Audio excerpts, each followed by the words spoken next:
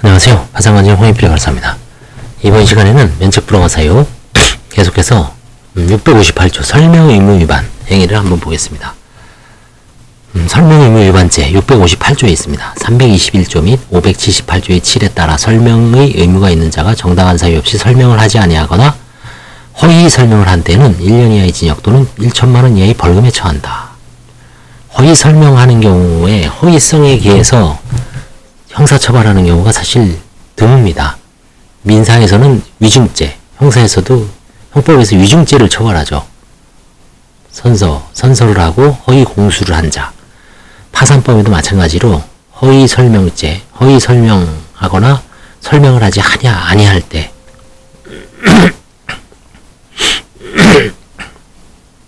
형사처벌까지 하고 면책불허가까지 규정하고 있습니다. 채무자 등의 설명 의무. 다음 각 호의자는 파산관계인 감사위원 또는 채권자 집회 요청에 의하여 파산에 관하여 필요한 설명을 하여야 한다. 1랑 채무자 및 그 대리인, 채무자의 이사. 3. 채무자의 지배인. 4. 상속재산에 대한 파산의 경우 상속인, 그 대리인, 상속재산 관리인 및 유언집행자. 제1항의 규정은 종전의 1항의 규정에 의한 자격을 가졌던 자에 관하여 준용한다.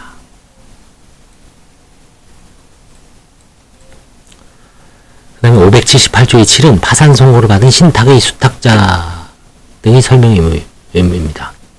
유한 책임 신탁재산에 대한 파산 선고를 받은 경우 578조 6 제1항 각 호의자는 파산관제인, 감사위원 또는 채권자 집회 요청에 의하여 파산에 관해 필요한 설명을 하여야 한다.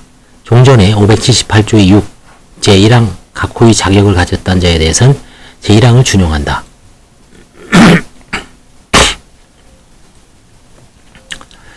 자, 설명의무 위반은 이는 사기파산죄나 과태파산죄와 같이 파산채권자의 이익을 직접적으로 해치는 것은 아니지만 파산 절차의 원활한 진행을 방해하고 파산재단의 형성을 방해한다는 점에서 면책불허가 사유로 한 것이라고 합니다. 각주 66을 볼까요? 전병서 중앙대 교수님이죠. 개인파산 면책 절차는 기본적으로 채무자의 협조를 전제로 하고 있습니다. 개인파산 면책사건 심리에 필요한 대부분의 자료가 채무자 측에 편제되어 있고 채권자나 기타 이해관계인이 채무자의 내부 사정을 알기는 쉽지 않기 때문입니다. 그래서 설명의무 위반을 파산범죄로 하고 더 나아가 면책불허가 사유로까지 정한 것은 이러한 개인 파산 절차의 특성을 감안하여 절차 진행을 원활하게 하려는 고려가 깔려 있다고 봅니다. 다만 설명의무의 범위를 광범위하게 인정하면 채무자 및 그 가족들이 개인정보에 대한 권리, 프라이버시권 등과의 충돌을 일으킬 우려가 있으므로 아래에서 보는 파산에 관하여 필요한 설명인지 여부 및 파산관제인이 설명 요구의 합리성 등의 요건을 구체화시켜 그 범위를 합리적으로 제한해 나가는 노력이 필요하다고 합니다.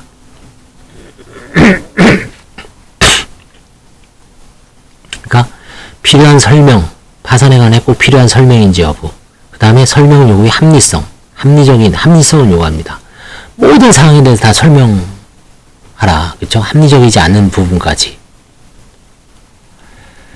대표적인 게 그거예요. 제가 어느 법원이라고 얘기는 안 하는데 직접 당한 겁니다. 상속재산 파산을 하는데 그 상속인의 할아버지, 할머니의 그것까지 요구하는 경우를 봤어요. 참 엄청나더라고요, 참. 그 법원에 제가 지금 상속재산 파산을 하나 더 판사님의 명으로 503조 사건이 있습니다.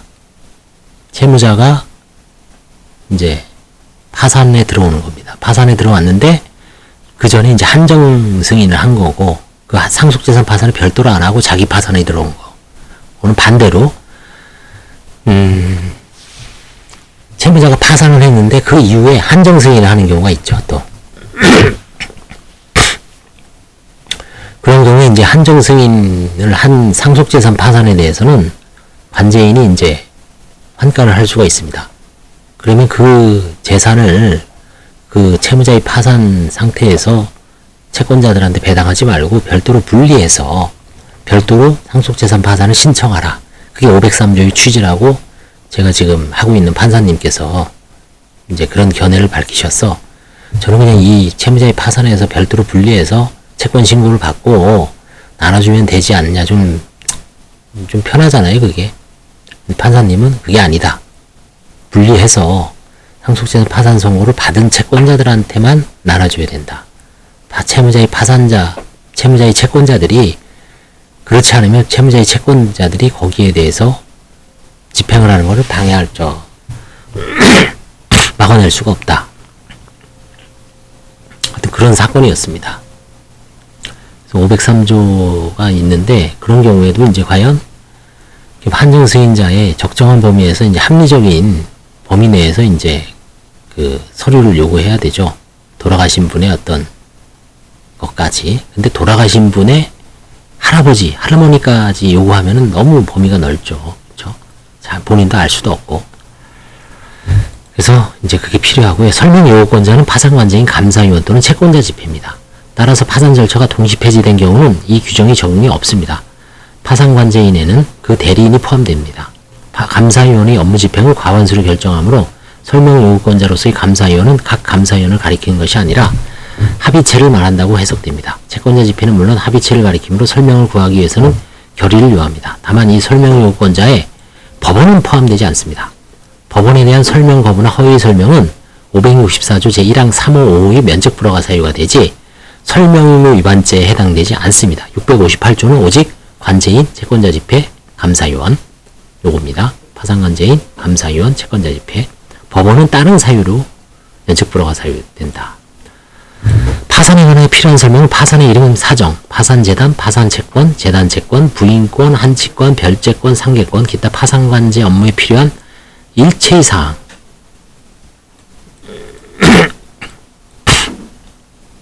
일체의 사항에 미칩니다. 항고심에서 파산에 관해 필요한 설명에 해당한다고 본 구체적인 사례들로는 1항 실수유자가 채무자인 것으로 의심되는 가족명의 재산의 취득자금 출처 68 각주는 따로 읽어볼게요. 2항 채무자가 파산 신청에 임박해서 처분한 재산의 매각 금액 및 그 대금의 구체적인 사용처. 그쵸? 뭘 팔았다는데 아무 설명이 없으면 좀 이상하죠. 이 정도면 합리적인 설명을 해야 되죠.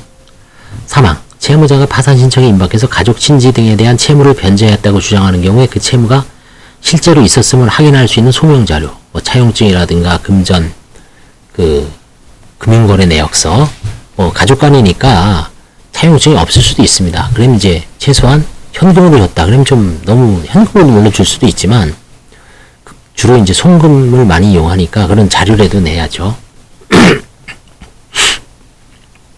4항 지급불능에 이른 후에 채무자가 사용하고 있는 통장에서 일정 규모 이상의 금원거래의 내역이 발견되는 경우 그 구체적인 내용과 거래 경위.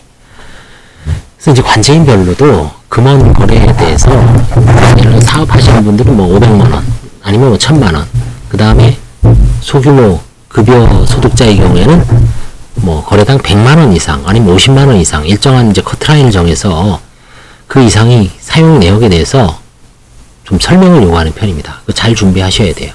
뭐 무조건 모른다, 알 수 없다, 내가 한 게 아니다 이러면 좀 문제가 있죠.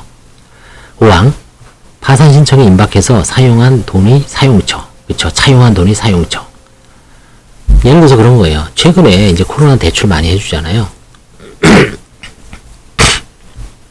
6월 달에 만약에 파산 신청을 했는데 2월 달에 한 2천만 원 대출을 받았어요. 론을 뭐 중소기업진흥공단이나 아니면 4달 빼이 안 되잖아요. 4달 만에 한 달에 500만 원씩 써도 2천만 원인데 2천만 원을 어디다 썼는지, 예를 들어서 빚을 갚았는지, 누굴 도와줬는지, 수술비를 썼는지, 생활비를 썼는지 합리적인 범위 내에서 설명을 해야 되죠. 그래서 그게 설명해서 만약에 설명을 했는데 뭐 부인 대상 행위가 발견되면 파산재단을 환수를 해야 되고, 부인 대상이 있었더라도 어떤 불가피한 측면이 있다면 넘어가는 거고, 그렇죠? 그런 게 지금 필요합니다. 6항 과거에 파산 면책을 신청하였다 기각된 경위. 이제 이런 거는 주로 판사님이 신문에서 많이 합니다, 사실. 근데 이제 관제인도 캘려면 캘 수 있어요. 근데 관제인 같은 경우는 이제 안 캐죠, 이런 경우는. 7. 이혼에 따른 재산 분할을 하지 않은 경위. 그쵸? 이런 거 되게 중요합니다. 이게 가장이혼일 수도 있고요. 다른 채권자들한테 정당한 재산 분할이면 채권자들한테 영향을 주기 때문에 채권자들 빚을 책임재산이 될 수 있기 때문에 재산분할 하지 않는 경위는 되게 중요합니다. 파랑. 상속재산 협의 분할 과정에서 자신이 상속지분을 포기한 경위. 그러니까 모든 상속지분을 포기한 행위가 사행위는 아닙니다. 제가 지금 하는 사건 중에 사행위를 다녔어요. 대법원에서. 그건 파산 사건은 아닙니다. 그냥 일반 사행위 소송인데 아버님이 돌아가시고 이제 지방에서 7, 8천 정도 되는 그거를 장녀가 가졌어요. 상속재산 협의 분할을 해서 저희가 아버님 모시기도 했고 그 다음에 나중에 팔면 동생들한테 이제 좀 현금으로 나눠주려고 했는데 보니까 이제 둘째 동생 바로 밑에 동생이